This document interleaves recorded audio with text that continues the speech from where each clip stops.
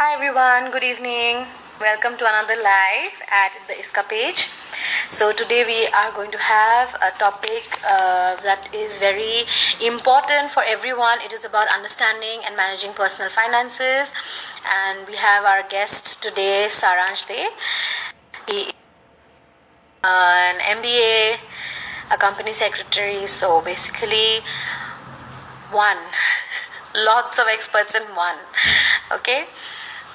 I'm just trying to see if he has logged in. That's it. So I hope you all are doing well, and just waiting for him to come. Thank you so much for joining in. Those who have come, I'm just waiting for the expert to join. I think yes. Okay. So guys, as usual with every live, we will be taking the questions in the end. So during the live, if you feel like you have any questions, then leave the questions in the comments, and then we will be addressing them in the end, okay, as we go through the topic. Hi Saransh, I will just add you.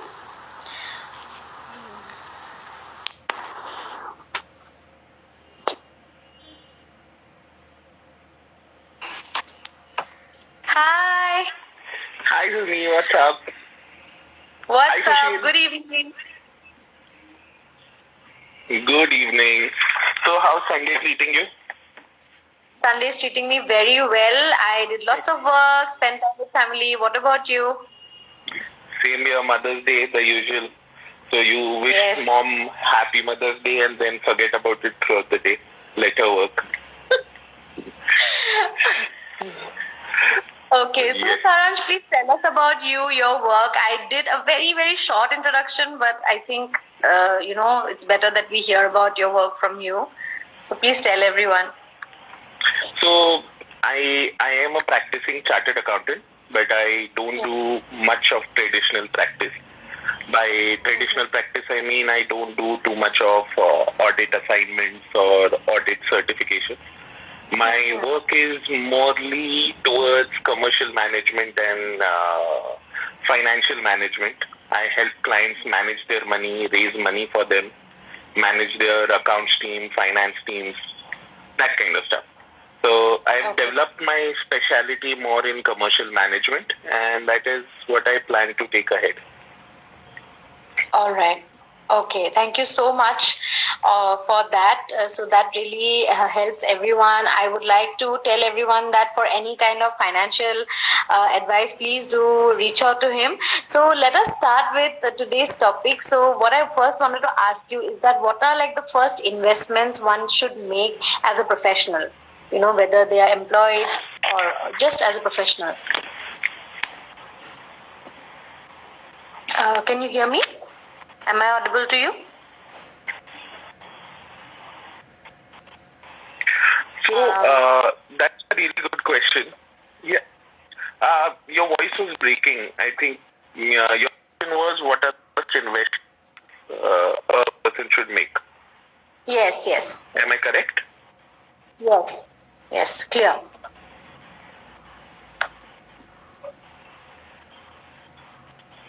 Saransh, your video and audio That's a good both. question. That is a question that most clients come to us with. And so let's start with your first question as to the first investment that anyone should make. Now, the discussion is usually grim, but I suggest everyone should start with a plain term insurance. And I mean a very plain term insurance product without any bonuses, without any accessories. Now, what is a term insurance? Is a lump sum money is paid in case you die, and why we recommend this to most people is death is inevitable, and when you start working at an early age, the premiums are very low, and you can take higher amounts as coverage. So that is the first investment we recommend everyone, and that is a must-have. So most people try to start with SIPs and shares and different versions of investment, but we always recommend they start with term insurance. And the second investment, if they have a term insurance, is they need to jump onto products like health insurance. Now, most of them are working with IT companies, or they have some kind of employer insurances. But what we have analyzed and what we see is most of those employer-driven products are inadequate. They do not cover most of the illnesses. And when need arises, those do not help out the person who's getting covered. So these are the first two investments we recommend anyone, so that they can make the right choices. And in early days, these are cheap investments you make, and they give a coverage to you, to your entire family, and gives you that security also, that if anything were to happen, you can support your family even when you are not around. Okay. So, just a personal question, would you not recommend SIPs? SIPs, again, SIP is a mode of investment. It is what you are investing in, that is what is important. So SIP is saying that I will invest 10 rupees or 100 rupees every month in certain thing. That thing has to be productive, because what has happened, unfortunately, is the marketing surrounding SIP is people hear SIP and they think that it is a good investment. It's not that. You have to take one more step ahead, and you have to understand that it's not just SIP, but what that SIP is further investing in. So that is very important. So it's not that we do not recommend SIPs. It is just that we tell people to invest sensibly, do their own research, apply their common sense while deploying their money. All right. So that is very, very helpful. Again, the next question, I'm writing down the points as you are saying, because these are like gold, getting it straight from the expert. So, what is the bare minimum that, a self-employed professional needs to do in terms of finances to be secure? Because there are a lot of people who are having startups or doing their own thing, It's a difficult question, and you can't give a know-all answer to everyone, because each one is positioned differently. But what is the general thumb rule that I recommend is, out of your 100% of salary, the first thing that you need to do, or 100% of your professional fee, let's say you earn every month, 30% needs to be invested bare minimum. And why 30% is, if you are a self-employed professional, then that needs to be much higher. Because a pandemic like COVID-19 taught people the virtue of saving. So if you were self-employed and you did not have monthly incomes coming in, and if you were not saving enough, what ended up is you had a tough time during COVID-19, because clients were not paying up.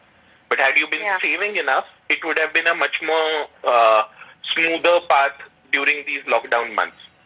So having said that, the general thumb rule is you save 30 to 45% of whatever you are earning month on month. However, the important thing is also to note that whether you are paying EMIs, how you are supporting your family, what is the general age group in which your family lies. So all those factors need to be considered while taking such calls.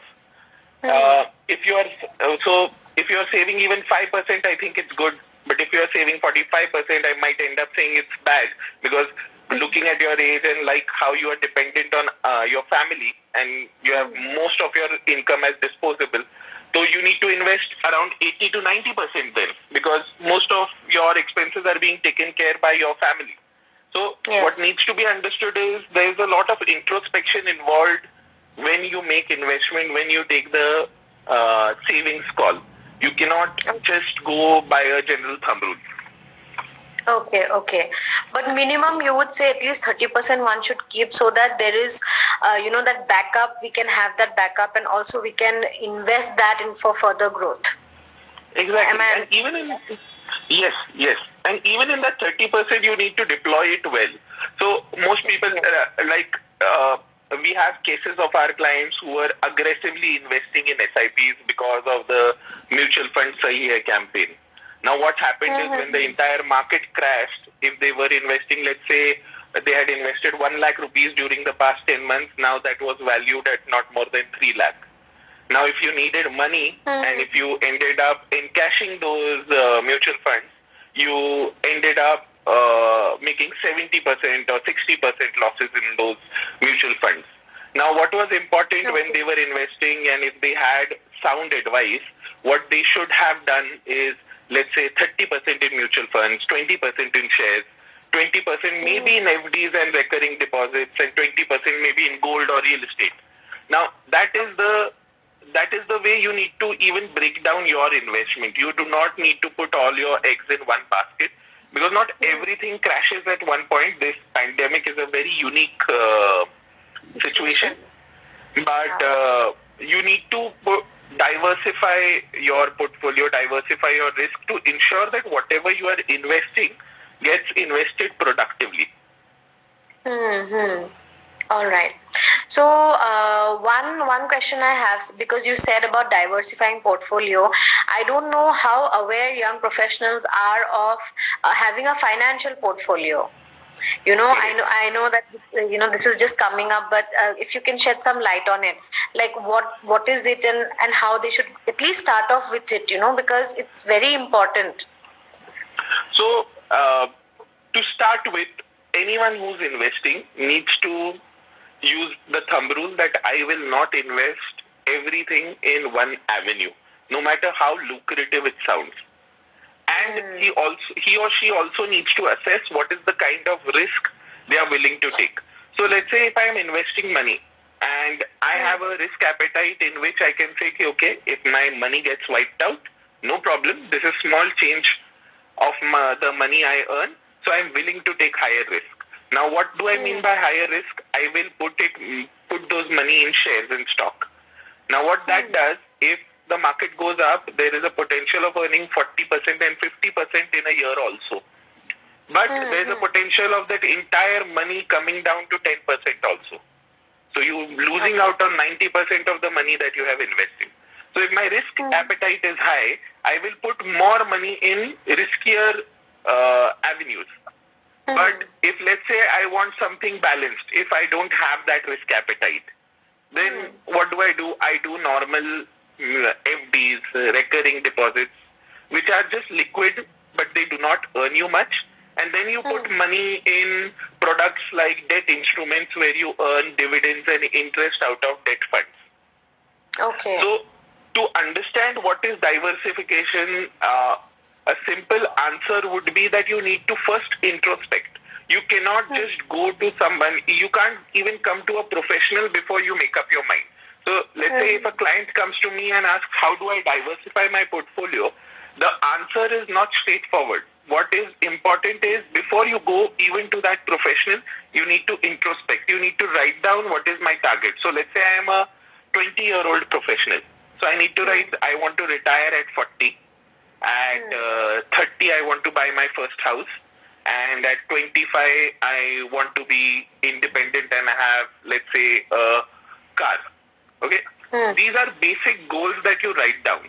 What that does is it helps the financial professional to split the money, all of your goals. But that introspection is very important. You're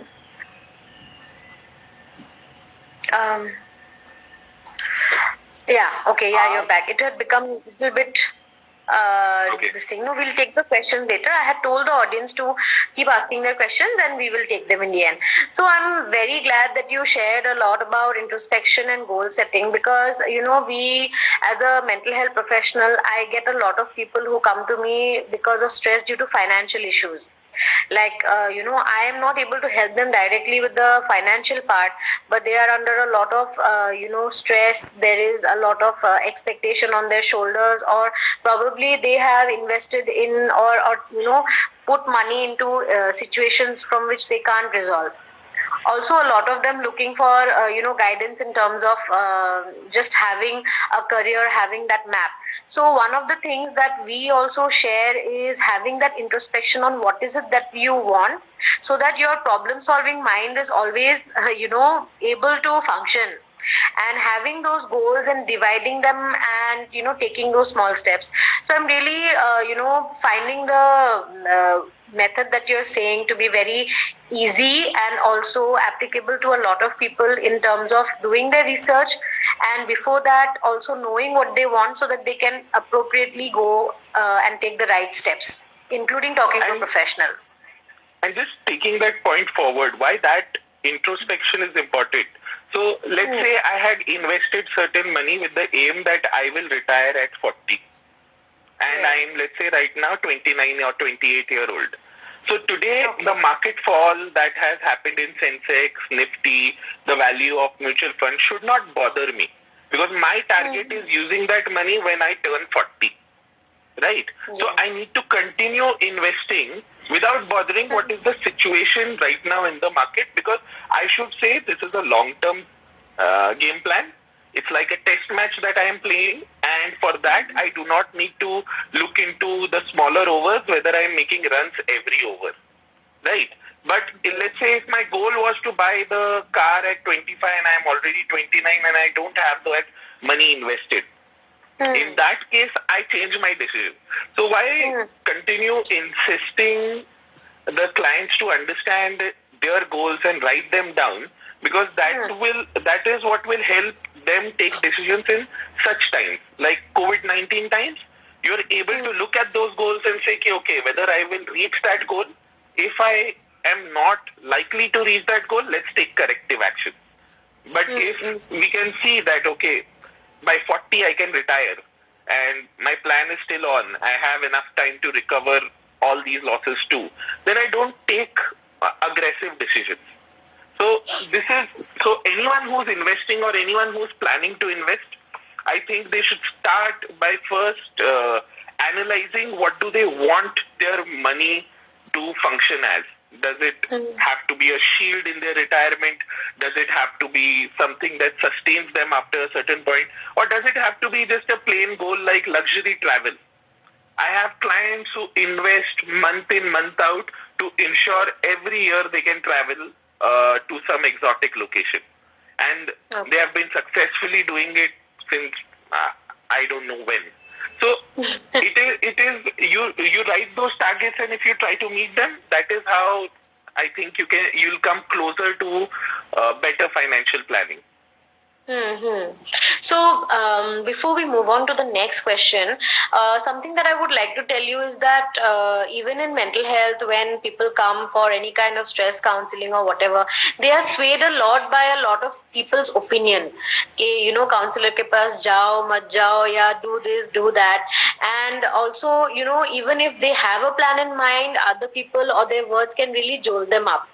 Even as simple as moving forward in relationships. So I noticed that a lot with finances. Let's say that I, being a young professional, invest in something with my own planning, but then there are a lot of people who will say कि अरे यार तुमने इसमें क्यों किया, इसमें तो बहुत there is risk, there is घपला, they tend to scare you. So what would you comment on that? What would be your comment for that? That's a brilliant point, and we have been facing that. I'll give you an anecdotal example because it will help everyone relate to it. So you remember when demonetization happened. Now, when demonetization happened, none of us professionals were also ready for such kind of drastic decision. Now, when that happened, there was so much rumor mongering around taxes, against the money that you had in your home. And the first few weeks, there was so much confusion that people started taking bad calls. By bad calls, I mean, if let's say they had legitimate money in their homes, in their bank accounts, they started either withdrawing or overspending just by listening to rumors around that event. Now, and there were the other set of people who said, okay, I don't have enough information to process and take the right decision, so I will wait it out. No matter. I mean, I can't hear you.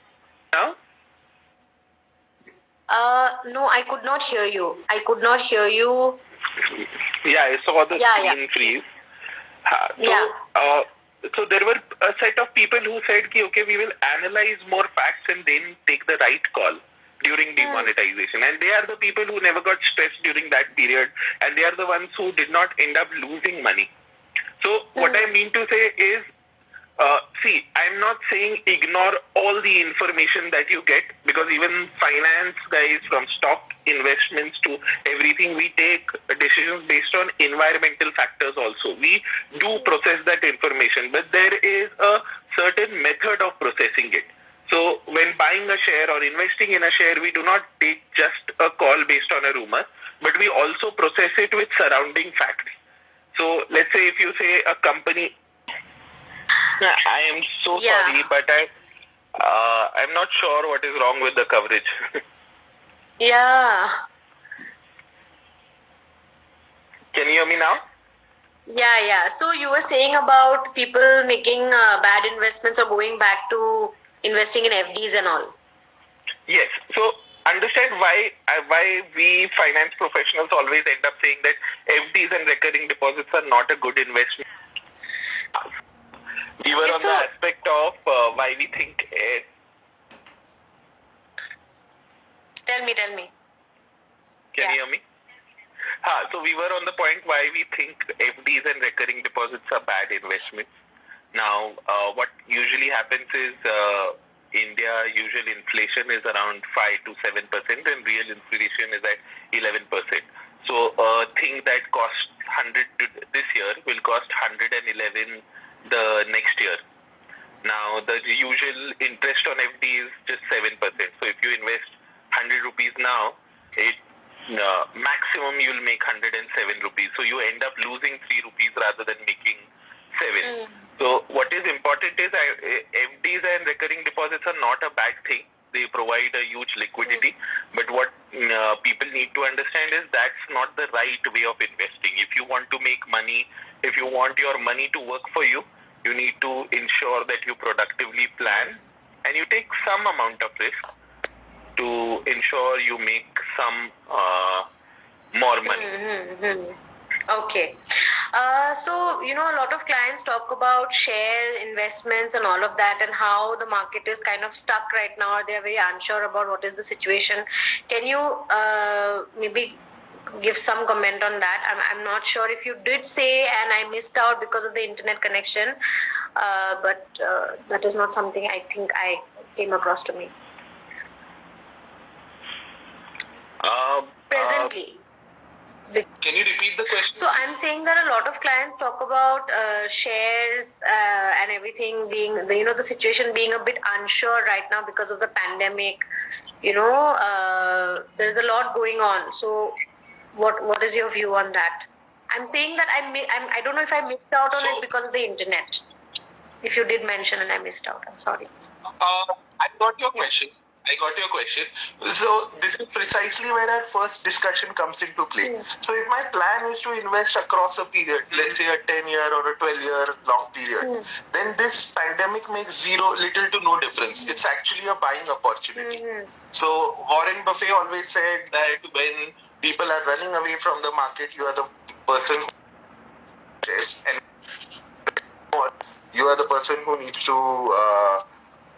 take away your investments.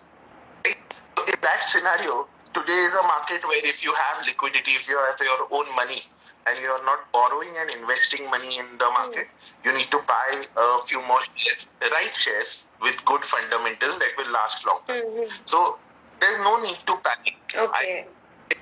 Whatever investment you are comfortable with, let it be real estate, let it be stocks, let it be mutual funds, to evaluate it with the target you have in mind. Okay. You cannot just say that the returns are not being made today, so hence I will not invest today. Because you are not investing for today, you are investing for future. So today's situation should matter if your target is for a long-term goal. If you have a long-term thing in plan. Yeah. All right. Exactly. And if you're... Yeah.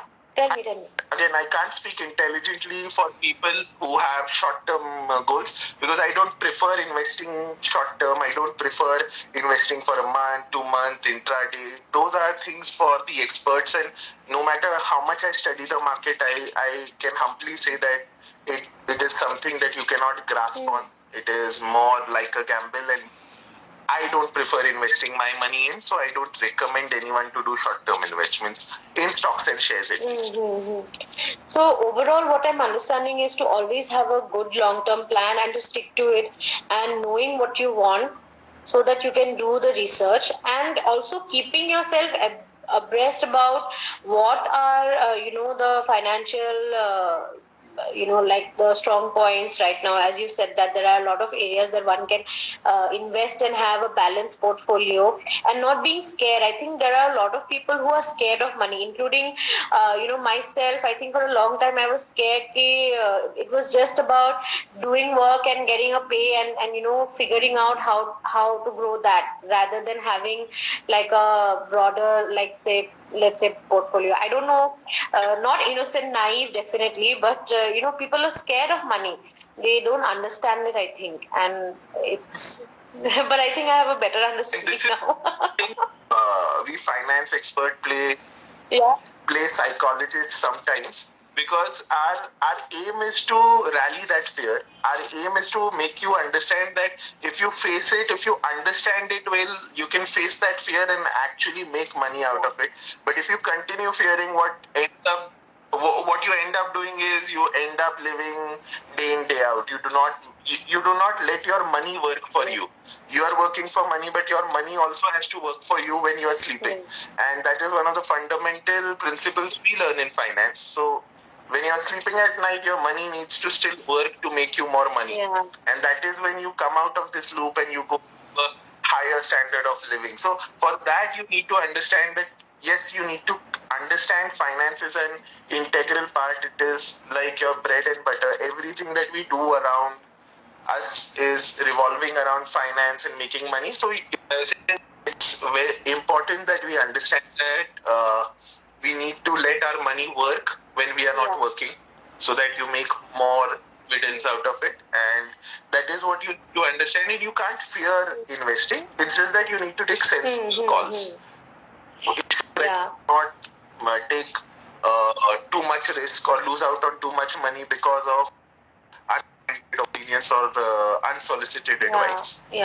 So when I'm working also with a lot of clients, we talk about fear and anxiety, and people confusing both of them. So fear is basically like there is a fixed result and your reaction to that, in the sense, like, let's say you're sitting in your room and tiger comes, so you are scared of that kind of a situation. Or maybe, let's say, an earthquake comes, so but you can predict the outcome, and therefore you are having a particular emotional reaction to protect yourself. But when it comes to other things, including money, it's mostly anxiety, and that is this uncertainty, and we, I think, are taught a lot in terms of, when I also deal with a lot of people and what they think or how they are operating about money, or their career, or generally their growth. It is, we have a very fearful mindset that people who make a lot of money are bad, or if you make too much money, then you will you will become bad. There's something bad associated with it. So I think they is that uncertainty and not able to understand, which sorts of limits them a lot. And like you said, it's correct to have a plan and then to face the situation so that you can understand it better, to work around it.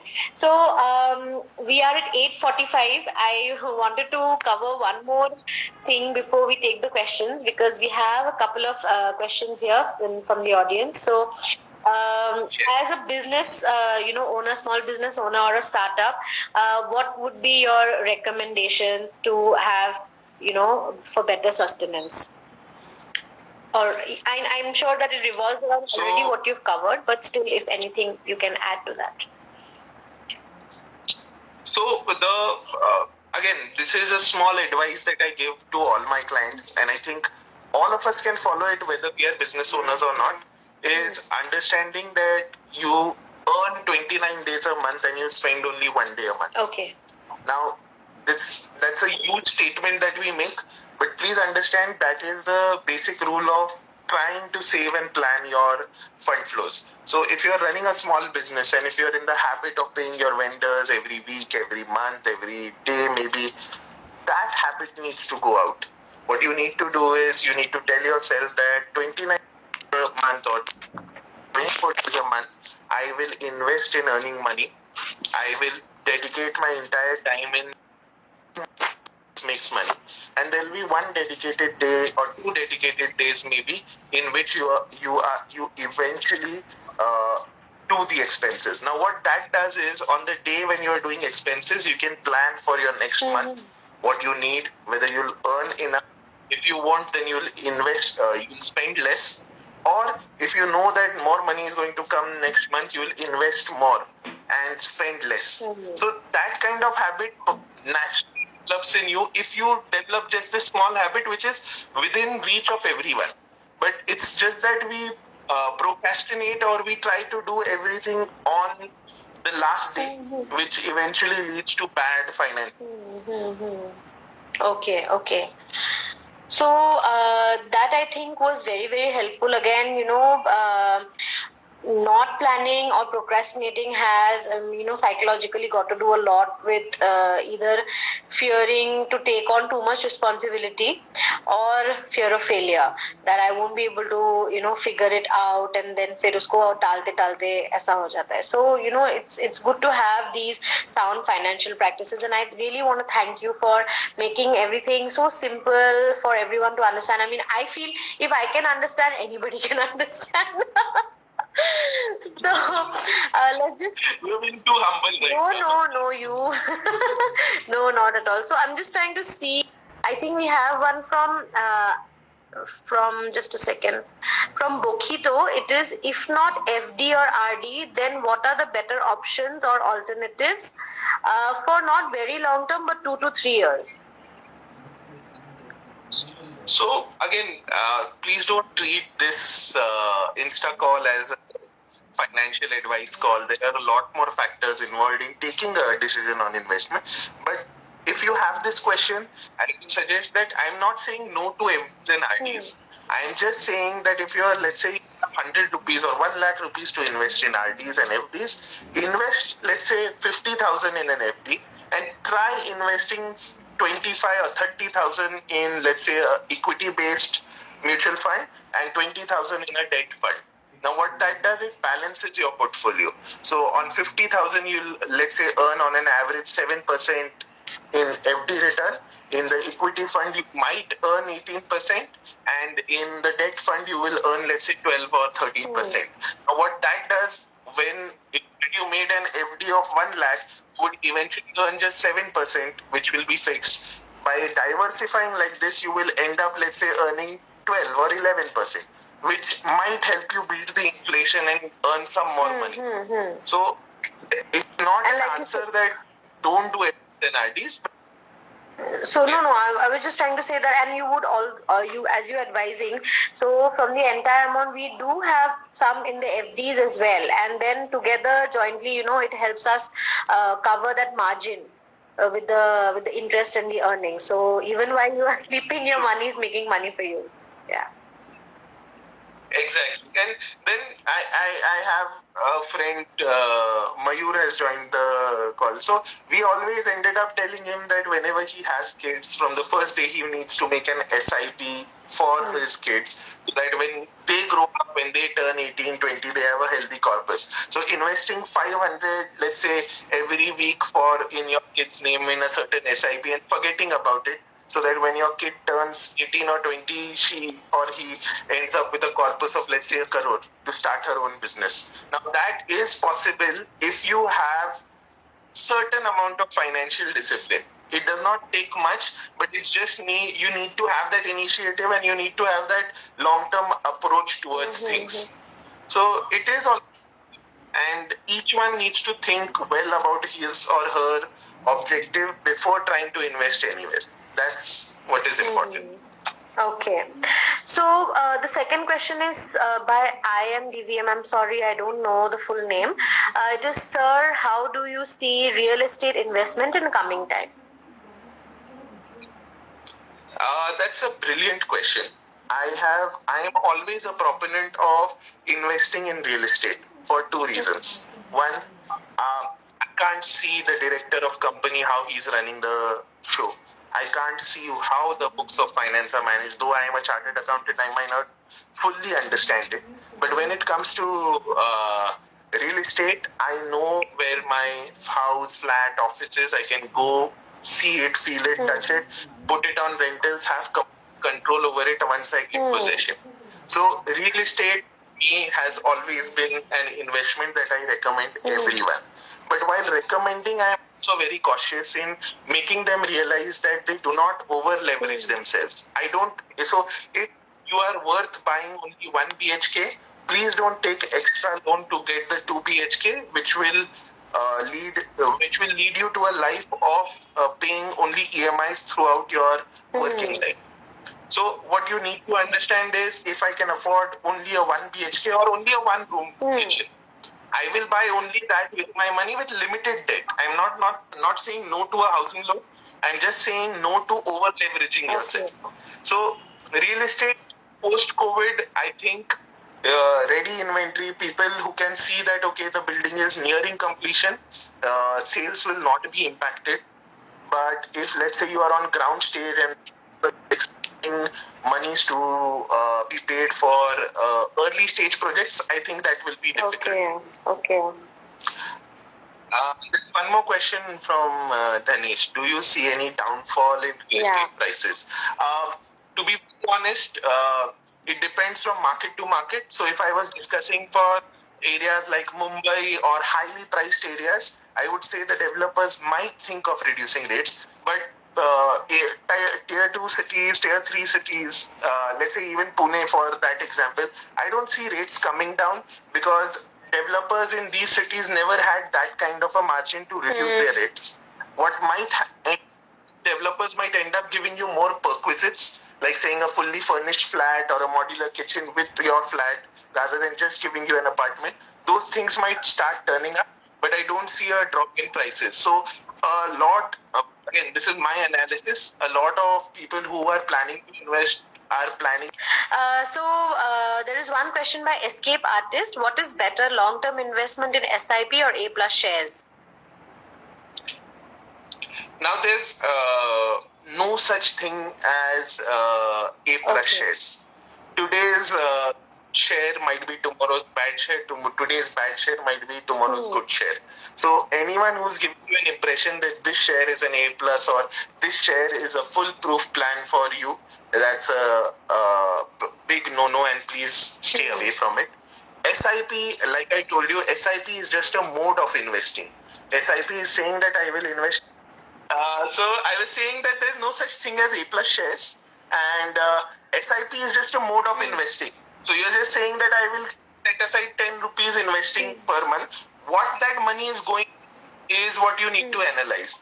So I think SIP as a habit is an amazing habit, that you are saying to yourself that every month I will invest this much somewhere. Now what you need to introspect or analyze in depth is where that money is going. Because most people think SIP is the answer. In investing, SIP rightly is the answer, not just SIP. So where you are investing is also important. Exactly. So there is this impression that I am doing an SIP every month, so I am safe. That is a wrong understanding of SIP. SIP is just a mode of investing. Where that money is being invested is very important to analyze, because we are getting a lot of clients who are coming to us and saying that, okay, I invested SIP for last 5 years and this is meager return of 8% that I made. But where that mistake was is when they were investing, they did not see which fund they were investing in. They were not analyzing the performance. So people need to be made aware that SIP is good, but where it is being invested, you need to really analyze and understand. Okay. So the last question for today is, what is the ideal ROI for real estate investment? And this is by Dhanesh. Yeah, so I think there are two answers to it. If you're investing in, let's say, residential, and it depends from city to city. Now, I believe multiple people have joined from multiple cities, so I can't give you a straightforward answer. But the answer would be that earning 6 to 7% in a commercial property in form of rentals, and then bi-yearly or 3-yearly growth of 10% or 12% in property prices is an average you need to look at. So you are not consuming that real estate product, then you should look at least a 6 or a 7% rental return and at least a 10 to 15% rise every 3 years in your property prices. That's a good ROI you can target. Okay. So, thank you so much for giving me your time and, having the resilience to, sit through and, through this internet fiasco that we had. बीच में, but very very insightful points, very simple, and I think we answered all the questions, and I think a lot of people got clarity on what they can do now in terms of better personal finances. Another factor here which I already discussed, but I would like to reflect back, that money, in terms of money, we can really get stressed out and get anxious and feel demotivated if we have wrong investments, or if we lose money, or we are not at a particular steady growth, or whatever it is that you're aiming for. So staying in that anxiety or being in that stress is not helpful. If you are working on that actively, then you can have better ideas in terms of what to do with your. So I think this was a much needed session where we were able to collaborate, right? I mean, and it was, your brilliant idea that we should do this. And thank you so much. Thank you, Suniti. It was fun. Let's catch up soon. Bye. Thank you, everyone. Thank you so much. Yeah. Thank Bye. you. Okay, guys, that was our live for today, and we were joined by expert Saransh, and I hope that we can have him again. So thank you all for staying till the end and joining in another live. The next live is on the 13th with India's leading expert, Dr. Chinu Agarwal, and it is going to be on emotional management through mindfulness.